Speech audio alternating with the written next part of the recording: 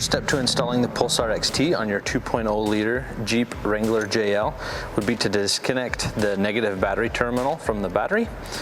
On the non-eTorque application like we have here, it's also worth mentioning that there is a secondary battery on this vehicle. So this second battery cable must be disconnected from the main. So we'll start by doing that using our 13mm socket. We can first loosen up that secondary battery cable.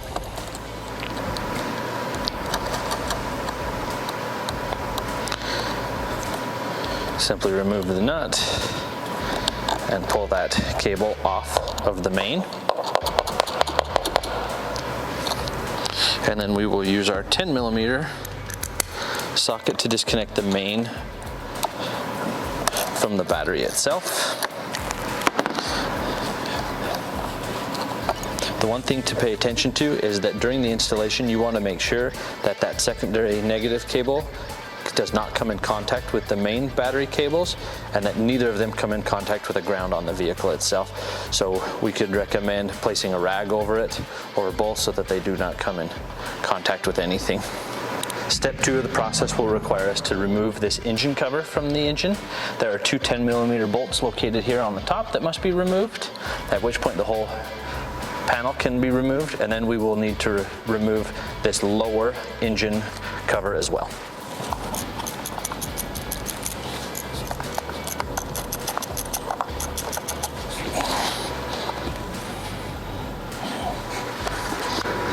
The side engine panel will also be removed with a 10mm bolt located here on the back position.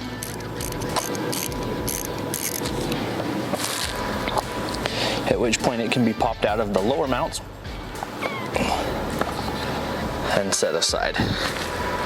For the next part of the install, we will be taking the Pulsar XT harness and placing it in series with the factory harnesses. We will be connecting here to the turbo boost sensor, which is located here in the turbo inlet tube, and also with the map sensor, which can be located down here along the side of the engine, down low here. It is a 4-wire connector that will need to be disconnected, at which point you will then connect the new Pulsar XT. One side goes to the engine, the other side goes to the engine harness. Same with the turbo boost sensor. We will plug one end of the Pulsar XT harness into the sensor, the other end will go into the engine harness. To disconnect the turbo boost sensor, we must first pull back the white keeper that is located on the top of the sensor, and then you can depress that white tab to allow the sensor to come disconnected. At which point we can then take our new harness and plug it in series, making sure to depress the keepers so that it stays connected. The map sensor is a little bit tougher to get access to, but it works the same as the turbo sensor with the white keeper, which must be pulled out and then depressed to get the map sensor connector to disconnect. You'll notice that it is a 4-wire connector. We have routed our new XT wiring harness over the inlet tube and around from below so that we have enough access and clearance with the connectors and the harness to put our engine cover back on. So we will plug the harness in, depress the tab, and then you'll also notice on the XT we have a red colored keeper that works much the same as the original. It will then plug into the map sensor,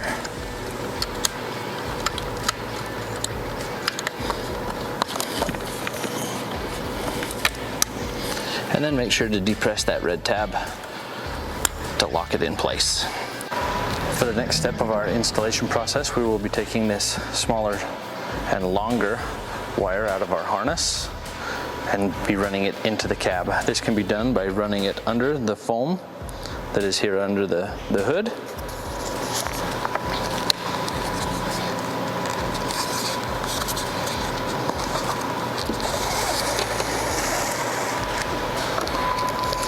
And then we need to snake this wire under this cowl. Now there are two ways you can do this. You can try fishing it through with a wire or a fish tape, or an easier way would be to remove this cover altogether with these Torx bits. There are 4 bolts, 2 here on the side and 2 on top. Because of our lighting and extra brackets, we're gonna just fish it through, but removing it will give you great access to route this wire into the cab. Once you've successfully routed your wire under that engine cowl cover, we will need to route it through and underneath this foam connector of the door jamb, and then we'll be rerunning it through the inside of the dash with access through this panel so that we can connect to the CAN bus line that is located here behind the jockey box. All right, using a small plastic trim tool or a plastic headed flathead screwdriver, you can slip it in between this panel and pop it out.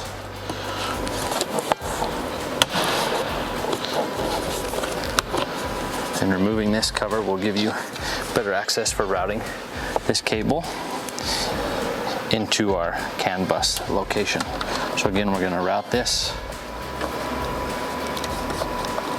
under our foam so that it is protected and won't be damaged with the door opening and closing. And then the end of our wire can be run through this small slot here in the dash and routed downwards to the floorboard. At this point, we need to remove our jockey box by simply opening it, and at the top you'll find a small keeper that keeps the jockey box from opening too far, and you basically just depress that upwards, and that will allow the jockey box to drop entirely out of the way. You'll find our wire that was routed into under the dash, and you'll then see this green panel that has a bunch of electrical connectors on it. This connection from our Pulsar XT can be placed into any of the open spots on that green main. We'll simply connect it, making sure you hear it click and it's connected so that it's tight. And our connection is now done inside the cab, with our final step being adding the Pulsar XT module to the harness and then connecting our power wire and reconnecting our ground wires. The one thing to pay attention to is that when you are reinstalling the jockey box, you will notice that there is this keeper on the driver's side of the box that must be lined up with a small round keeper inside the dash, and that is just an alignment tab, and it allows the easy open close function of the jockey box. All right, to finish up our installation, everything can be done here under the hood. We're going to be mounting our new Pulsar XT module. This is done by simply connecting it to the harness, making sure that it clicks. And then there are some double side Velcro that can be attached to the back of the module, and it can be permanently affixed here to the top of your fuse panel. The last step would be to connect the ground wire, or I'm sorry, the power wire, the yellow power wire, to our battery terminal here. So again, using our 10mm ratchet, we're going to loosen this small nut and remove it.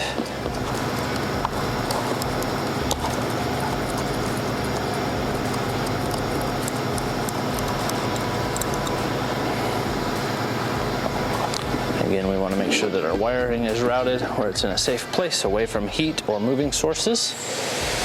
We will route the power wire here to connect it, and then reinstall our 10mm nut.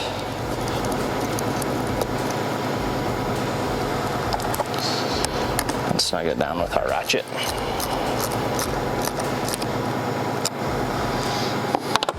At this point, we can make sure that our positive battery connector cover is repositioned.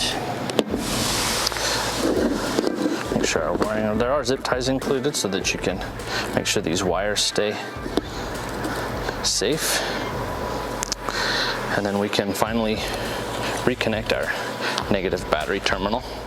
Again, on the non-e-torque, you'll have this extra cable that you'll need to reconnect. So we're going to start by attaching our main to the battery.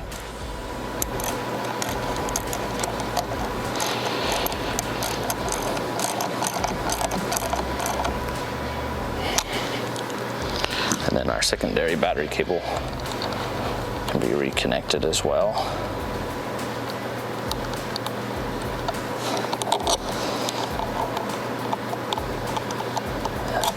Then we'll use our 13mm socket to make sure that that's snugged up into place as well. At this point, our installation is complete. We can reinstall our side and top engine covers, and then again we can use some zip ties, make sure that our wiring harness is routed and safe, and then we can move into the cab and start up the settings for the Pulsar XT. Alright, here we are in the cab of our 2-liter Jeep Wrangler. We're going to walk you through the steps of how to control your Pulsar XT power levels with your cruise control buttons here on the steering wheel.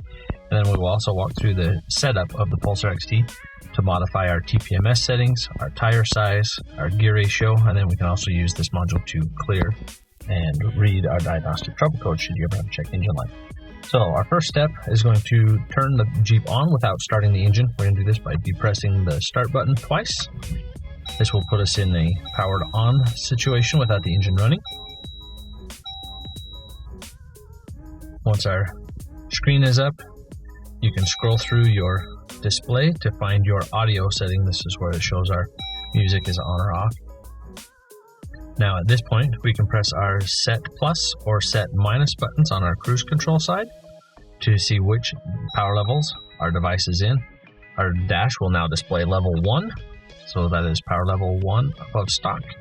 If you turn the Pulsar XT down using the set minus button, you can see that we are now in our stock program. And by simply pressing that set plus, we can go up through our power levels all the way up to level 5, which will add up to 20 horsepower and 30 foot-pounds of torque. The one thing to note is that these power levels can be changed at any time while driving, as long as your cruise control is turned off.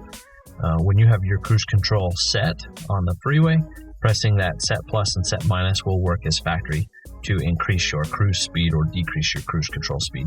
So in order to change your power levels, you have to make sure that you have your cruise turned off by pressing the cancel button, and then you can change those power levels at any time while you're driving. The other thing to mention at this point is the ability to enable or disable your engine auto start-stop function. Now with this Jeep, you have a factory button on the dash, and that button will still work as factory with the Pulsar XT, except with our module installed, the vehicle will now remember that button setting. So if you are someone that does not like to have your engine start-stop engaged so that the engine is shutting off every time you stop at a stop sign or a stoplight or in traffic, and you are out common pressing that button every time you get in the vehicle, the Pulsar XT will remember that button setting. So every time you shut the vehicle off and come back to start the engine again for another drive cycle, it will remember that you had that setting off, and it will just keep it off all of the time so that you no longer have to press that button on every startup. The nice thing with this feature is that by simply pressing that button to re-engage your auto start-stop, it will function as factory. So it's just going to remember where the button was left off when you shut the engine the next time you start the vehicle.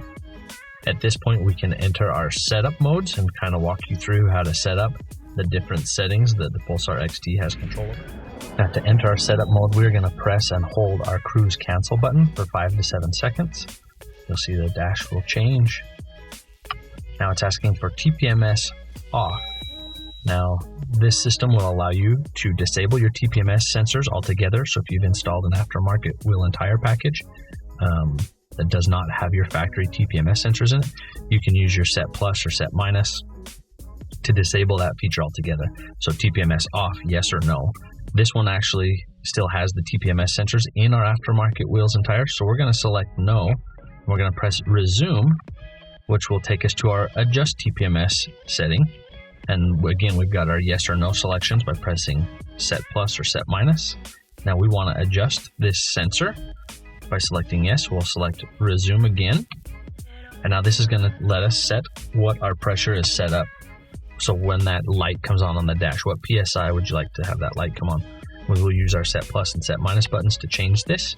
So we can go all the way down to 22 PSI. So for you guys that do a lot of off-roading, you can set this threshold down at 22 PSI. So when you're letting the air out of your tires, you don't have that light come on when you're crawling. or if you're someone that's on the road but has an aftermarket set of tires and you need to change that factory setting down from where the original is set, you have total control of where you want that threshold to pop that check engine light so that you have a low tire. So since we're going to be doing some off-roading with this Jeep soon, we're going to go ahead and set this at a lower threshold.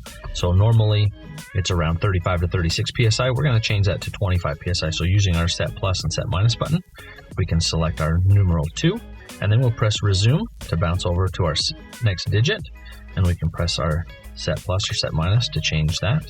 We're going to set it at 25, press resume again. Now it's asking us if we want to program this setting, yes or no. We're going to press set plus to change to yes, and then select resume to go ahead and program that into the vehicle. Now we're going to move on to our tire size. With the tire size being changed in this Jeep to a 37 inch, we're going to go ahead and select yes so that we can program our larger tire size into the Jeep. So we'll select yes with our set plus button, and then we'll press resume. Now it's going to ask us if we want to enter our tire size in a metric measurement or in an English measurement. For ease, we're going to go to the English, press resume.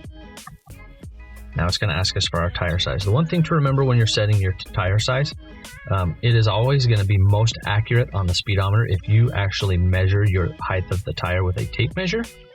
Very rarely will you find a 37-inch tire actually stands 37 inches once it's mounted on the vehicle. Same with a 35-inch. It's pretty common to find a 35-inch tire, 35, 1250.